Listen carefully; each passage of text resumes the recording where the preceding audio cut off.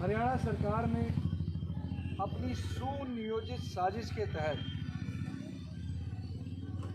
पहले मंडियों को ऑनलाइन करने की बात की और फिर सीधा किसान भाइयों के खाते में डायरेक्ट पेमेंट पहुंचाने की बात। जिस समय ये चर्चा शुरू हुई थी उस समय भी मैंने लगभग करनाल के गांवों का दौरा किया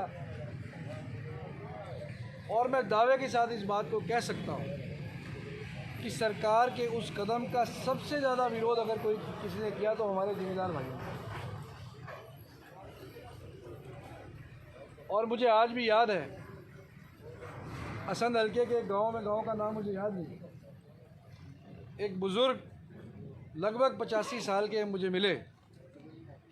जट सिख परिवार से रुखसाना गांव में, और उन बुजुर्ग ने मुझे कहा कि राठौर साहब ये जिहड़ी मंडियां 'च काम सरकार करन लगी है, साडी तो पता नहीं उम्र किन्नी है, पर तुसी डट के इहदा विरोध करो। क्यों विरोध करो? ये मंडियां नूं जिस तरीके नाल मारन का काम कर रहे हैं, एक तरीके नाल साडे जिम्मेदारां दे प्यो नूं मारन का काम कर रहे हैं। तो 85 साल के उस बुज़ुर्ग की बात आज भी जब मेरे कान में गूंजती है तो मैं समझता हूँ कि कितनी गहराई की बात उन्होंने 1.5 साल पहले मुझे कही। और वो सही थे, क्योंकि हमारी मंडियाँ 24 घंटे के ATM के रूप में ना केवल फसल की प्रोक्योरमेंट करती हैं, परंतु हमारे जिम्मेदार भाइयों की हर छोटी से छोटी ज़रूरत, चाहे वो स्कूल की फ़ीस है, चाहे वो बीमारी के अंदर अस्पताल का खर्चा है, चाहे वो खेत को बोने के लिए खर्चे का इंतज़ाम करने की बात हो, चाहे वो शादी ब्याह की बात हो, आधी रात को भी हमारे आड़ती भाई चाहे अपने घर की छत फाड़ करके पैसा लाना पड़े, पर वो पैसा अपने जिम्मेदार भाई को देने का काम करते हैं। और ये कमाल का रिश्ता अर्थव्यवस्था में सीखने का मॉडल है। आप छोटे से छोटे बैंक के पास भी 10,000 20,000 रुपये लेने चले जाओ तो वो भी कुछ ना कुछ आपसे छोटी मोटी सिक्योरिटी रखवा रहे हैं। पर ये एक ऐसा मॉडल था जो पूरे देश में एक उदाहरण था, बगैर किसी सिक्योरिटी के पेमेंट की गारंटी फसल के माध्यम से सैकड़ों साल से हमारी इन दोनों स्टेटों के अंदर स्थापित हुई और सुचारू रूप से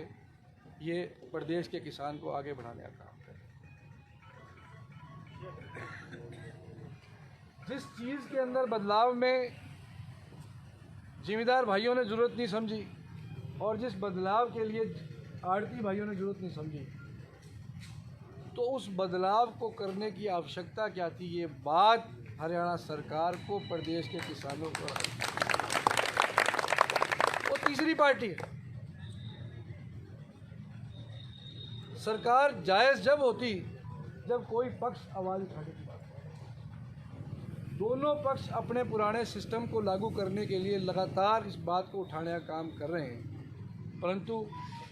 सरकार का अडिग रवैया और जिद, एक के बाद एक प्रहार मंडियों में और हमारे किसान भाइयों के ऊपर करने का काम पिछले 1.5 वर्षों से हो रहा है। कारण क्या थे? क्या सरकार की नीयत हो सकती थी? इस पे भी गहनता से चिंतन करना आवश्यक है।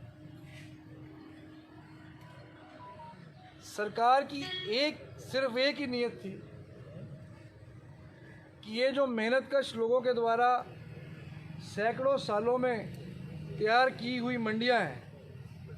इन मंडियों को किस प्रकार से बंद किया जाए।